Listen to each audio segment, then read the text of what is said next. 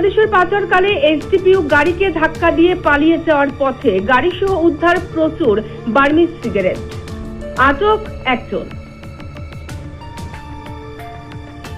সোমবার সকালে বিশালগড় মহকুমা পুলিশ আধিকারিক দুলাল চন্দ্র দত্তের কাছে গোপনে খবর আসে একটি TR07B1574 নম্বরের GI গাড়ি দিয়ে প্রচুর পরিমাণে বার্মিজ সিগারেট বাংলাদেশে পাচারের উদ্দেশ্যে নিয়ে যাচ্ছে পাচারকারীরা।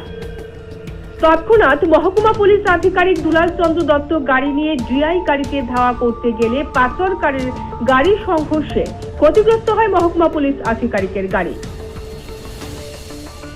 পরবর্তী সময়ে হরিশনগর চা বাগান সড়কে গাড়ি সহ একজনকে আটক করতে সক্ষম হয় পুলিশ। উদ্ধার বার্মিজ সিগারেটগুলো নিয়ে যাওয়া হয় বিশালগড় থানায়। বার্মিজ সিগারেট যেটা বাংলাদেশে পাচার হয় সেটা আছে।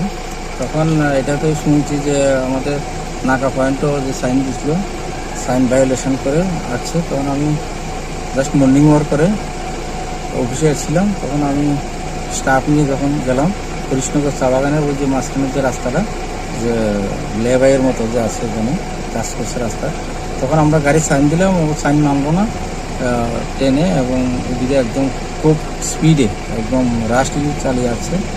পরে এটার পিছনে আবার আমরা গাড়ি দিয়ে ধাওয়া করলাম। আসার সময় একটা অটোকেও মনে ড্যাশ করেছে একটু, তো এখানে এসে গাড়িটাও উঠে গেল, একটা গাড়িকেও ধাক্কা দিয়েছে শুনছি। তো এখানে আমরা মোটামুটি 6 ইয়ের মতো কেডি বা প্যাকেটের মতো আমরা পেয়েছি।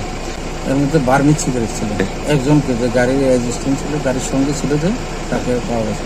নামটা এখনো জিজ্ঞাসা করিনি। আচ্ছা, একটু লেগেছে। আমরা যখন গাড়ির সামনে দাঁড় করেছিলাম একটু সামনে একটু লেগেছে। দেখি এখন নিয়ে আমরা আইনি কারবাই করি। Bureau report, news Nageshwari.